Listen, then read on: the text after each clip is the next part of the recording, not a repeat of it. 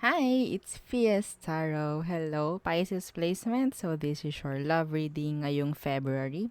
Okay, so syempre, before tayo mag-start, kung hindi ka pa nakakapag-subscribe, please do subscribe and hit the notification bell para lagi po tayo maging updated sa mga mangyayari pa lang. Okay, and syempre, kung may tanong pagdating sa private reading, just message me sa akin pong FB page for more info. And yeah, ganun rin pagdating kay Perception of Light. And syempre, oo, kung may tanong po no pagdating sa ating Evil Eye bracelet, sa ating Evil Eye ring, and sa ating Evil Eye necklace, just message me. Okay? So, hindi ko kayo ma-entertain all, oo, sa ating mga comment section. Pero, yeah, mas magiging madali kung magda-direct po. Okay?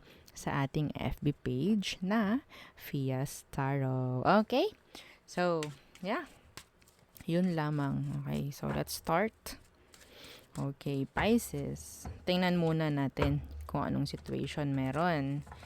Okay? Ano bang situation meron ang mga Pisces?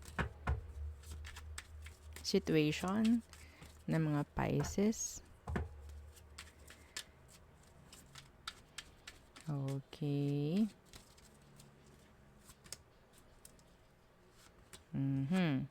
The Five of Cups.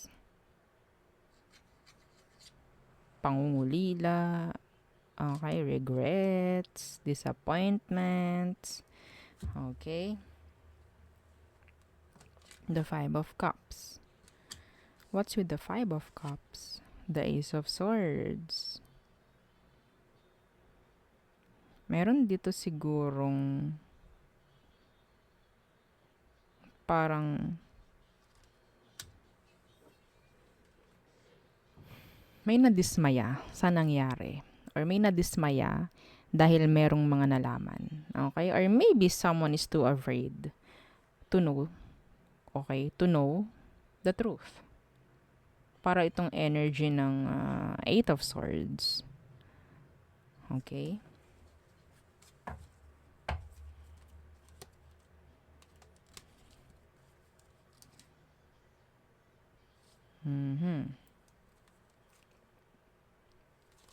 Okay. May nalaman na katotohanan na nagbigay ng regrets, disappointments, if ever. Okay? So, may nakakuha rin ako ditong energy na parang may pagtatanong na. Okay? Pagdating sa parang, meron pa ba ako makukuha na clarity over our situation? Or parang mga kasagutan, parang ganyan. Meron pa ba akong inaasahan dito? Parang ganyan. Okay? So, tingnan natin. Anong meron? Okay. Anong meron pagdating sa person mo? Anong meron sa kanya? Okay. One more. Anong meron sa person mo, Pisces? Para malaman mong siya ito. Okay. Anong meron sa kanya? The Four of Wands. Okay. And the Six of Wands. Some of you, karelasyon mo to ngayon. Pwedeng kasal kayo nitong taong ito. And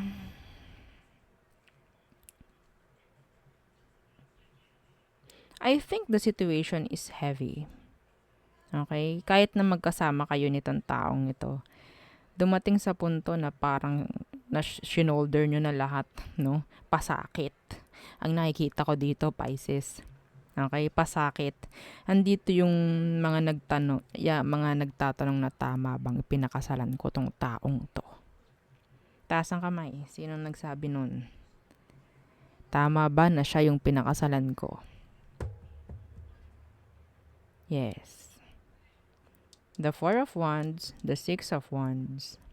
This is all wands. 4 plus 6, 10 of wands. A burden. Okay? Etong taong to, sabihin natin na parang siya yung sabihin natin siya yung mas mataas pagdating sa'yo. I don't know, like, sinusunod mo. Okay? Dumating sa punto na hinangaan mo talaga itong taong to, pero yeah, there's disappointments now. There's regrets. Okay? The Emperor in reverse. Yeah. Kaya pala. Kaya pala. Pwedeng hindi mo kasi nakita yung totoo. Totoong katauhan ng taong ito. Tao ba to? Pisces? Ha? Okay. Pwedeng magkarelasyon kayo nito ngayon, pero mahirap na. Mabigat na ang connection. Yes.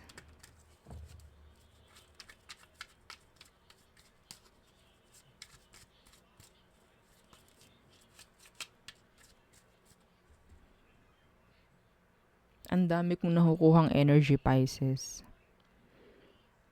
Okay? Someone is like, eto ha, kung hindi kayo kasal, meron dito naghihintay ng something like patungkol sa pagse-settle down, like sa kasal. Pero nandyan yung parang mas may mga inuuna itong taong ito. Okay, so you feel like neglected, ignored, okay, over the connection. Okay, and yeah, pwede sabihin nating totally nakafocus ka na sa connection na to or sa relasyon na to, pero parang yun nga, sa pag-focus mo, marami ka nang nasayang in general. Okay? Kasi pwedeng hindi rin naman na ibibigay ngayon yung gusto mo. So, another message yon, no? Pero, tingnan natin, ano bang emosyon ng taong ito pagdating sa'yo? Pisces, ano bang emosyon nila? Talaga. The Seven of Swords in reverse. What's with the Seven of Swords in reverse? The Seven of Pentacles.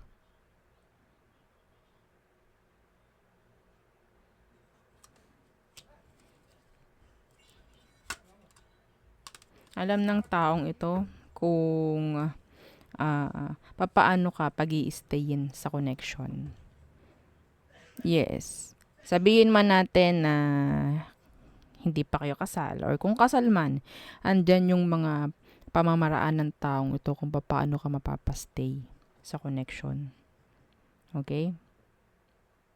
Kung magjowa pa lang kayo, yan. Oo, pinaghihintay ka nito. Actually, kung magjowa pa lang kayo. Okay? Kasi, I don't know. Hindi ko naman kasi nakukuha na masama ang intention ng taong ito. Sa totoo lang. Okay? Hindi ko nakukuha na masama ang intention niya sa'yo. Gusto ka nito na magstay, pero yeah, sabihin natin nandun yung pagiging makasarili ng taong ito dahil okay, magstay ka dito while I'm growing. Parang ganyan eh. Okay, and yeah, kailangan mo na intayin ako. Okay, parang intayin mo ko. Yan, ganyan.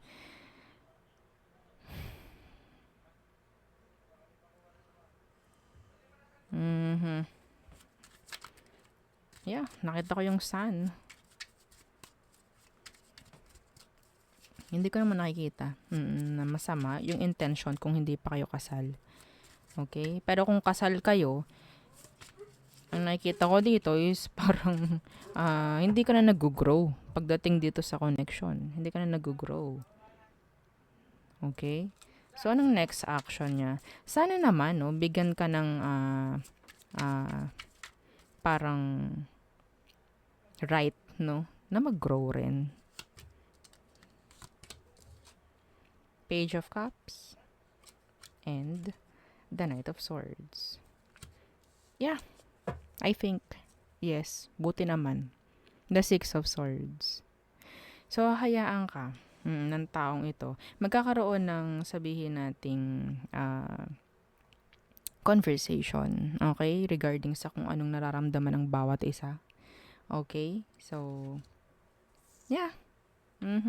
Kung anong want mo, okay, go. Okay, 'di ba? Yan. Some of you, pwedeng gusto nyo mag-work. Gusto nyo mag-grow. No? While nasa ganitong ah, connection. Yes, kasi ang nakukuha ko rito, someone is nasasayangan sa oras. Someone is nasasayangan sa oras kasi parang ah, ang sinasabi ng isa, ako na lang yung maggagawa, ako na lang yung parang ganun. Ako na lang, stay ka na lang dito. Okay? Okay, so tingnan natin ang magiging outcome nyo. Nawa, maging maganda. 'Di ba? Syempre. Mhm.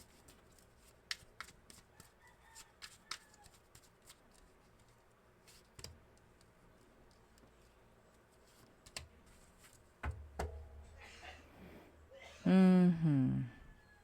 Yung iba sa inyo kanina sinabi ko na parang may mga nalaman kayo na nakaka-disappoint. Okay? Pwede kasing isang sample nan is sinabi sa'yo ni person mo na okay, ngayong magkarelasyon tayo, ngayong kasal na tayo if ever, ganyan.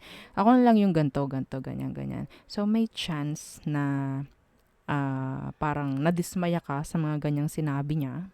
Okay? Because syempre, kailangan mo ring mag-grow. 'Di ba? Parang ganyan. So, yeah. Hindi ko nga nakikita na masama ang intensyon ng taong 'to, pero inaalis niya kasi yung karapatan mo na umangat, no, sa pamamagitan din ng mga ways mo. Oo, parang ganyan. So, tingnan natin ang outcome. The Four of Pentacles and the Eight of Swords. Eight of Swords. Yeah. Ngayon, in reverse na. So, I think, makakapagbigay, like, sabihin natin, okay, nandyan kayo sa connection, pero masasagot na. Itong unang ito na nakuha nating card. Kung ito ang pinoproblema ngayon sa sitwasyon, in the near future, maibibigay rin. Okay? Kung ano man yan, masusolusyonan to in the near future kung ano man yan. Okay? Yeah. Sa ngayon, parang hindi pa rin. Wala pa rin kasing, siguro, wala pang nagaganap na pag-uusap. No? Wala pang nagaganap na parang someone is like, sabihin natin parang hintay pa rin ang hintay. Okay? So, walang mangyayari kung naghihintay ka lang. Walang mangyayari kung hindi ka magsasabi. Kung hindi ka magiging open. 'Di ba? Sa partner mo. Yes. Both of you dapat may karapatan kasi talaga na magsalita. Okay? Hindi lang isa. Kaya nga sinasabing mag-partner. Okay? Kaya sinasabing mag-partner pareho na gumagalaw. Pareho na nagsasalita. Hindi mo masabing mag-partner kayo kung iisa lang yung nagagalaw, iisa lang yung nasusunod. Okay? So, yeah. Napaka one-sided or sabihin natin napaka-selfish nun kung ganun nga. Okay? Nagagets nyo ba? So, sana nagets nyo. So, balance lang dapat. Yeah. See? The sun. May patutunguhang maganda to, Pisces. Don't worry. Okay? Kung anong hinahanap mo, kung anong kinukuha mo, kung anong gusto mong mga kasagutan from them, ibibigay sa inyo in the near future. Don't worry. Yun nga lang, syempre, kailangan mo ring magsalita. Hindi palaging pwede nilang tanggap lang ng tanggap, accept na lang ng accept, walling ka na lang palagi, cry ka na lang sa isang tabi, aba hindi ka maintindihan, ano pong iniiyak mo? Wala, aba, ay hindi ka nga maintindihan. Yan naman pala gusto mo palang mag-grow ng ng iyo, 'di ba? Gusto mo may gawin ng iyo, then say it. Ganun lang. 'Di ba? Tinanong ka, ba't ka naiyak? Wala naman. Abay, sige. Okay. So, tayo tumungo na. Sa all signs. Okay, Aries through Pisces. Aries. A manipulator. Some of you, you're being manifested. Oo. Pwedeng minamanifest kayo ng isang Aries placement. Oo. Taurus. Okay, si Taurus gusto niya maging patas sa'yo. Okay? Gemini. So, being responsible. Cancer, they're going like backing away or sabihin nating dumidistansya. Si Cancer sa'yo.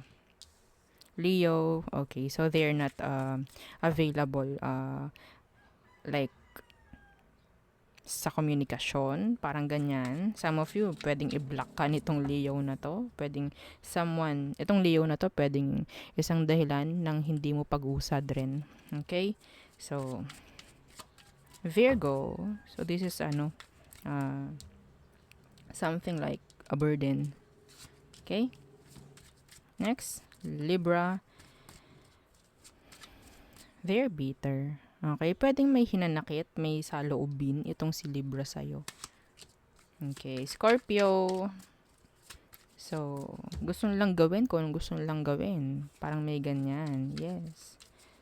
Meron silang gustong i-grow. Okay. Sagittarius. They're happy. Okay, happy sila. Basta kanila pwedeng nandyan rin yung ego. Okay, nandyan yung pride. Parang ganyan. Next, Capricorn. So, si Capricorn parang may pagbabalik na manggagaling, no? Sa kanila.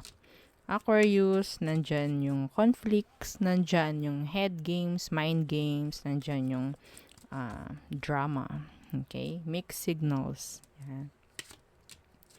Pisces, okay, there's options. Okay, so someone's option is open. Okay, and yeah, there's a lot of confusion pagdating sa Pisces na ito. Okay, so there, yun ang ating reading for you. Pisces placements, and again, don't forget to like, share, and subscribe. Thank you. Bye-bye.